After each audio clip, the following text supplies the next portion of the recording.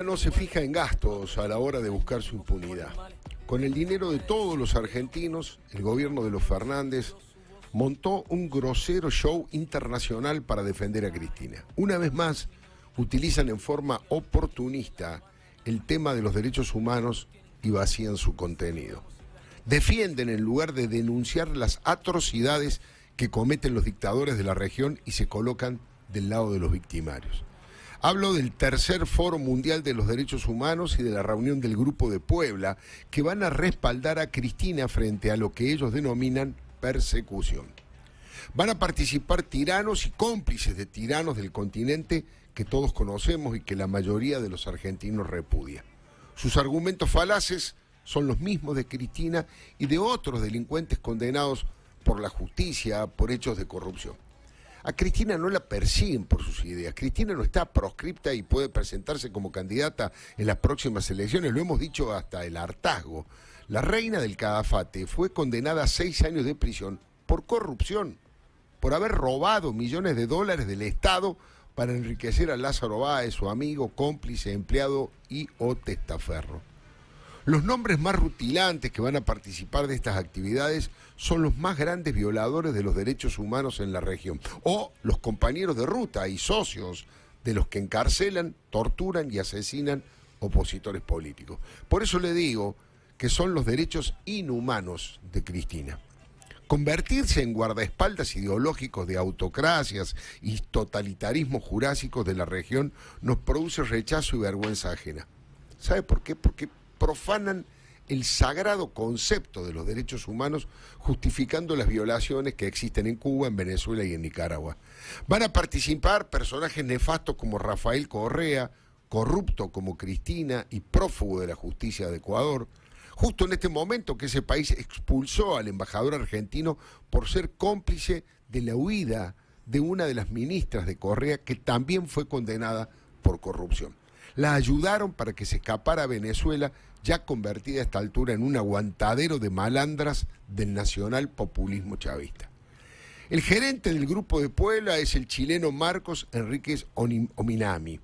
Aportarán sus falsedades autocráticas, varios responsables de mirar para otro lado frente al sojuzgamiento que Nicolás Maduro somete a su pueblo. No es casual que más de 6 millones de venezolanos, y me quedo corto, huyeron de su país en búsqueda de justicia social y de libertad. Que los ciudadanos comunes pongan en juego sus vidas para escapar como sea de lo oprobio, demuestra que en esas latitudes no existen los derechos humanos, son los derechos inhumanos. Los propagandistas de ese infierno presuntamente socialista son José Luis Rodríguez Zapatero, exministro de España, castristas de toda la vida como Atilio Borón, izquierdistas tardíos como Eugenio Zaffaroni, autoritarios como Evo Morales, que violó la Constitución de Bolivia, y Ernesto Samper, el expresidente de Colombia, colaborador permanente de estos fascistas de izquierda. El oportunista del ex juez Baltasar Garzón no se lo podía perder. Es abogado de Alex Saab, el testaferro de Maduro. No haré más preguntas, señor juez. Parece mentira, ¿no? Estamos cumpliendo 40 años de democracia y además de cooptar a los organismos de derechos humanos y ponerles camiseta partidaria, el kirchnerismo los utiliza de escudo para proteger a dirigentes que han liderado asociaciones ilícitas para saquear al Estado, como Cristina, por ejemplo. Michelle Bachelet, el Pepe Mujica, el fallecido Tabaré Vázquez, mientras vivió, fueron representantes de ideas socialistas y nadie los persiguió por una sencilla razón. No robaron, no estafaron, no se volvieron millonarios del día a la noche, fueron honrados, todo lo contrario de Cristina y su cártel de los pingüinos millonarios enriquecidos ilegalmente. La malversación de los derechos humanos es triple. Primero, porque los transforman en una herramienta partidaria del kirchnerismo. Segundo, porque defienden a violadores de esos derechos humanos. Y tercero, porque quiebran un activo histórico de este país que ganó Raúl Alfonsín con el juicio de las juntas y el nunca más. Fuimos reconocidos internacionalmente por esos acontecimientos únicos y profundamente democráticos de recuperar las instituciones republicanas y hoy, por el contrario, somos asociados a los países que tienen más presos políticos y asesinatos y que se mantienen en el poder con los tanques en la calle.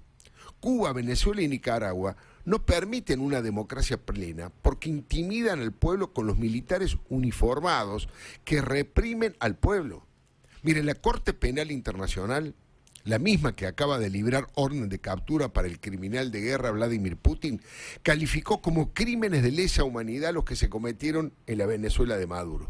La Comisión Interamericana de los Derechos Humanos hizo un informe demoledor sobre el cesarismo feroz de Daniel Ortega en Nicaragua. Hasta el Papa Francisco calificó ese régimen como dictadura grosera. Y en Cuba, bueno, está todo claro, salvo para los talibanes del fanatismo negador. Es la dictadura más longeva del continente. El pueblo se escapa en balsas precarias o protesta en la calle por los presos políticos, la represión de ese totalitarismo marxista y decadente. Las protestas son sofocadas a sangre y fuego y con la cárcel para los que se atreven. Por eso, el himno de los jóvenes de la libertad cubana se llama Patria y Vida. Cuando hay un gobierno que no es amigo de ellos, defienden los derechos humanos. Pero cuando ellos llegan al gobierno, como Cristina, defienden a los corruptos y a los derechos inhumanos. Que nadie se confunda. Patria y vida.